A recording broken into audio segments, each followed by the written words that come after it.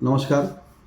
नवीन कायद्याचं draft bill complete तयार झालेलं आहे आणि हे ड्राफ्ट बिल जे आपण आपल्याला जे भारत सरकारला आपलं ऑब्जेक्शन दाखल करायचं आहे त्याचं आपल्याला पूर्ण बिलामध्ये पूर्ण कंप्लीट सर्व आपल्याला जे आपल्याला आपली काही चूक न होता होय आपल्याला जे फाईन लावली होती ते आपण फाईन 0 केलेली आहे. आपल्याला कोणतंच फाईन मंजूर नाही या बिलमध्ये.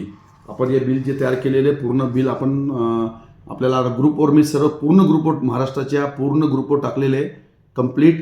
त्या ग्रुपवर आपण कंप्लीट याला प्रिंट काढून वाचून घ्या आणि जिथं माबदा विनोद तराळ पाटील विपिन कासलीवाल नाव आहे तिथं आपलं नाव आणि आपलं मोबाईल नंबर ईमेल असं मोबाईल नंबर ईमेल आपलं फर्मचं नाव आपलं समजा दुकानचं नाव जे बी आपलं दुकानचं नाव पत्ता याच्यावर टाकून याला आपल्याला आज उद्या ईमेल करायचं आहे. ईमेल नंतर पोस्टल ॲड्रेस मेसेजवर मी पोस्टल ॲड्रेस बी आपल्याला टाकत आहे दिल्लीचं.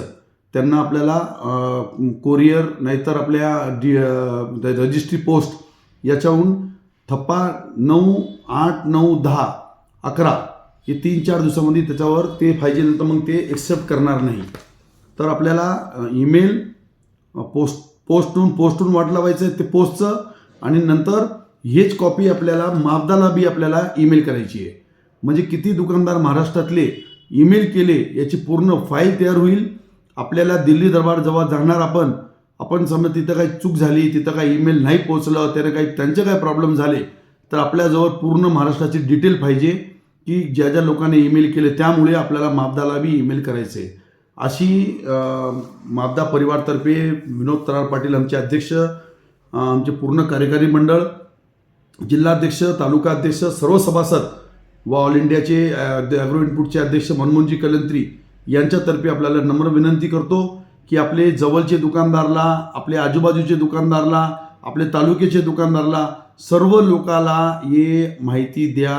कोण व्हिडिओ पाहिल नाही पाहिल सर्व मी ग्रुपवर टाकलेले. कोणी ग्रुपवर असते कोणी नसते तर आपल्याला विनंती करण्यात येते की आपले जवळ दुकानदारला जवळ जाऊन एक दुकानदारानं 5-10 दुकानदारची जबाबदारी घेतली तर आमची 85,000 ईमेल जाण्यामध्ये काही प्रॉब्लेम येणार नाही. तर मी नम्र विनंती करतो की आपण हे सर्व ईमेल आजच्या आज उद्याच्या उद्या करतील अशी मी आशा व्यक्त करतो. धन्यवाद.